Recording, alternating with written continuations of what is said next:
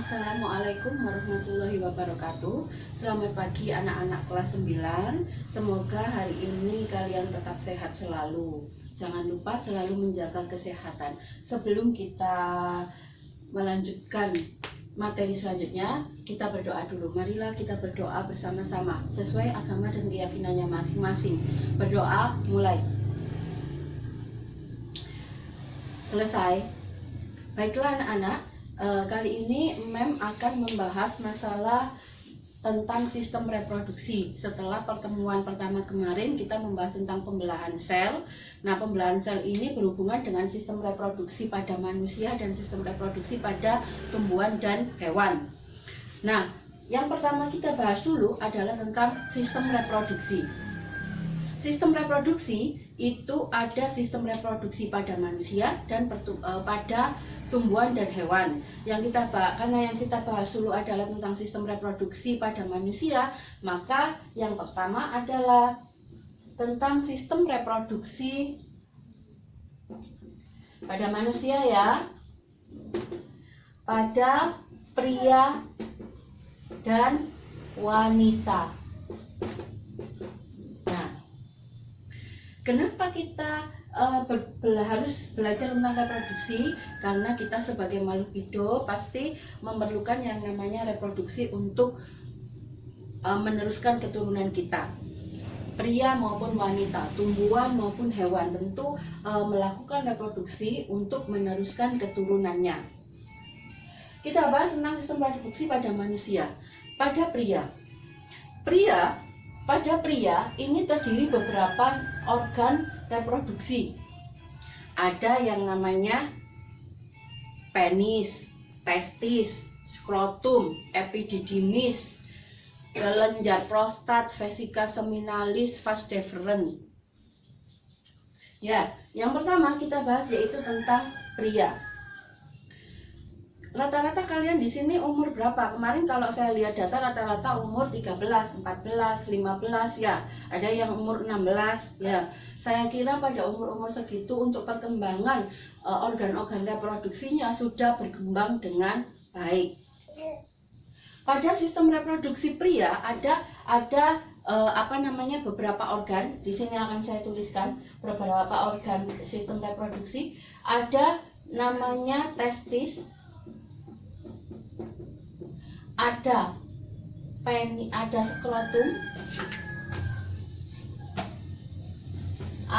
skrotum, ada epididymis,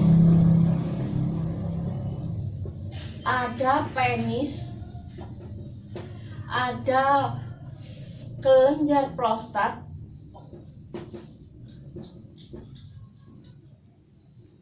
ada vesika seminalis. Nanti ini akan saya tunjukkan gambar-gambarnya melalui video yang lain ya. Testis, sebenarnya apa fungsinya testis untuk pria? Testis ini sebenarnya adalah untuk menghasilkan yang namanya sperma. Di sini untuk penghasil sperma. Kalau sudah dihasilkan oleh sperma, namanya ini kan saya umpamakan seperti pabrik, berarti memproduksi sperma. Kemudian kalau sudah diproduksi, sebelum dia membuai, harus dimatangkan dulu. Siapa yang mematangkan? Tempat pematangannya di mana? Tempat pematangannya adalah di epididymis. Jadi setelah dihasilkan oleh testis, maka disimpan dan dimatangkan di epididymis. Penyimpanan dan pematangan. Pematangan sperma. Jadi di epididymis. Ya, kalau sudah matang, maka dia akan siap untuk dikeluarkan. Nah, kalau skrotum fungsinya apa? Skrotum ini fungsinya adalah kantong untuk membungkus ya, untuk membungkus kantong berwarna kecoklatan, kulit dia untuk membungkus penis. Ya, nanti saya tunjukkan gambarnya. Anak-anak, kalau kita belajar tentang sistem reproduksi, kita belajar tentang sains, ya, tentang sains. Jangan berpikir hal-hal yang tidak diperlukan, ya. Kita hanya belajar ini, ya, hanya untuk mengetahui.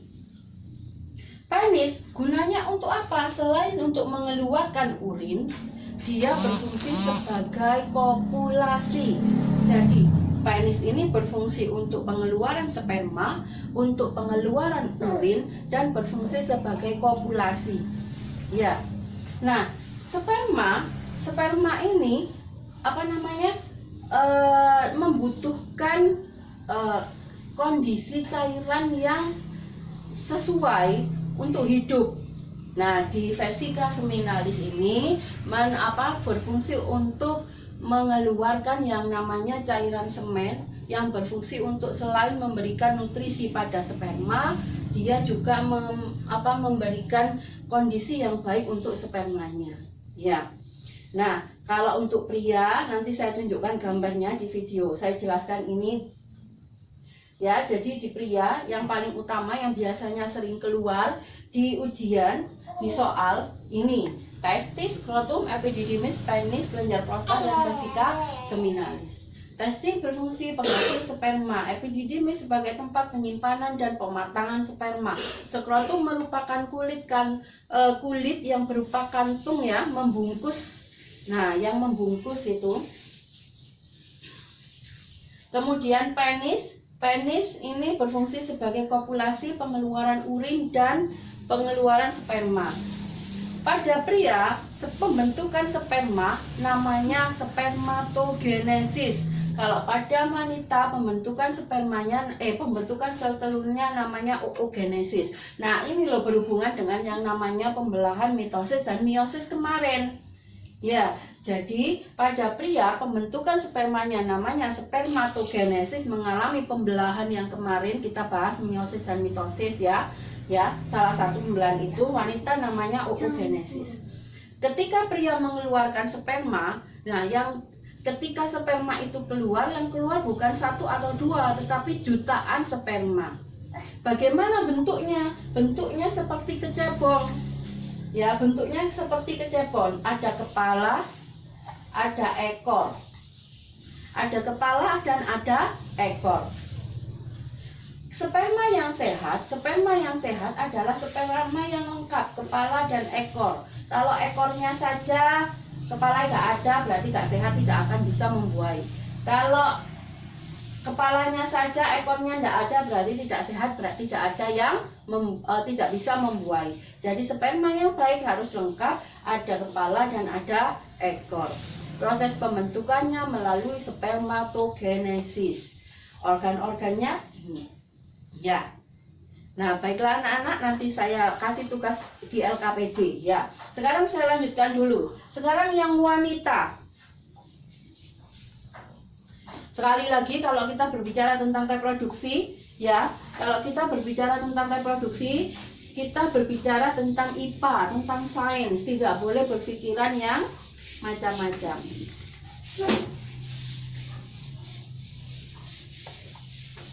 Sekarang yang pada wanita. Sekarang saya gambarkan dulu.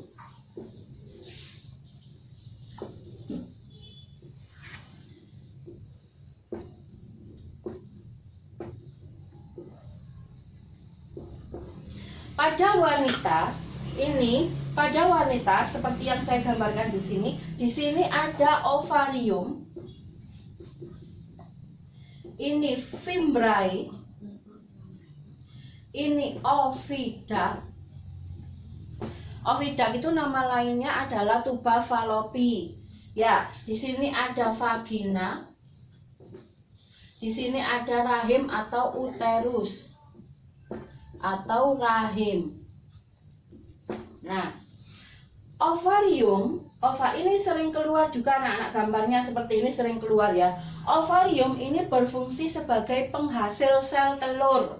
Jadi menghasilkan sel telur. Sel telur pada pria dan wanita. Kalau pria kan sperma, kalau wanita kan sel telur. Kalau pria itu menghasilnya bukan 1, 2 tetapi jutaan. Kalau pada wanita hanya menghasilkan sedikit, 1 sel telur. Jadi ketika ovarium ini menghasilkan sel telur, ketika dia sudah matang, nah yang matang itu maka dia akan lompat, akan ditarik oleh tangan-tangan ini, namanya fimbriae. Ketika sudah matang, 1 sel telur akan ditarik oleh fimbriae, maka akan dilewatkan ke ovidat di sini. Nah, di sini menempel. Jadi ini sel telur. Kalau sudah matang, 1 sel telur akan ditangkap oleh fimbriae, kemudian sel telur akan jalan di ovidat. Ovidat ini tuba Fallopi. Ya. Nah, di mana kemudian tempat bertemunya sel telur dengan sel sperma? Bertemunya sel telur dengan sel sperma itu di sini, bukan di uterus, tapi di ovidat. Ya, di ovidat. Ketika ada sperma masuk, nah ketemunya di ovidat, bukan di uterus. Nah, kalau sudah terjadi pembuahan, maka menempelnya baru di uterus, jalannya ke uterus. Ya, sehingga di sini si wanita akan menjadi hamil. Sekali lagi, saya ulangi, tempat bertemunya sel telur dengan sel sperma adalah di ovidat atau tuba Fallopi. Ya, di sini. Nah, ketika sudah terbuai oleh sel sperma, maka kan terbentuk yang namanya zigot. Ya, calon didik bayi. Nah, kalau sudah dia di sini jalan-jalan akan menempel di dinding-dinding uterus ini, menempel. Akan berkembang menjadi calon janin. Sini. Tetapi kalau tidak dibuai, kalau tidak dibuai, maka sel telur ini, loh, aku sudah matang, sudah ada di ovidat, tapi kok tidak ada sperma yang masuk, tidak ada yang membuai. Maka sel telur ini sambil menunggu PHP, sambil menunggu janji yang tidak ditepati, maka dia terus jalan sampai matang. Kemudian dia ada di uterus, mengalami penebalan dinding di sini, endometrium ya, uterusnya mengalami penebalan. Kemudian karena tidak dibuai, maka dia dengan sendirinya akan meluruh dinding rahimnya. Nah, meluruh ini yang namanya menstruasi. Ya, ini anak-anak paham ya? Jelas ya? Nah, ini tentang sistem reproduksi wanita. Anak-anak, sebenarnya sistem reproduksi ini akan ada banyak sekali, ada penyakit belum tumbuhan dan hewan. Untuk pertemuan kedua ini, kita di bab pertemuan kedua di bab ini kita hanya sampai di sini saja, ya, sampai di sini. Nanti saya share LKPD-nya. Tugas kalian adalah kerjakan LKPD yang nanti saya share, kemudian gambar dan berikan fungsinya. Ya, terima kasih. Sekian dari saya. Terima kasih. Wassalamualaikum warahmatullahi wabarakatuh. Bye bye.